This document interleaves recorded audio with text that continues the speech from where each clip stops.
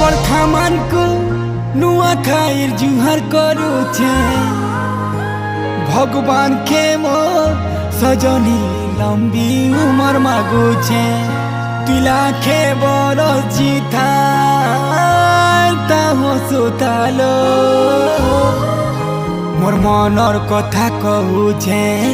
तुई कान डेरी सुनु थालो सुन सुन सुन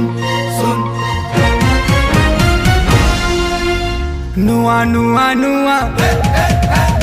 नुआ नुआ नुआ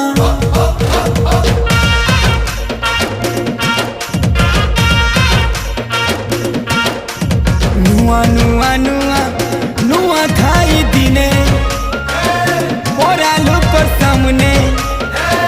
सबले माँ के साखी रखी रे तो दे बल पाऊचे।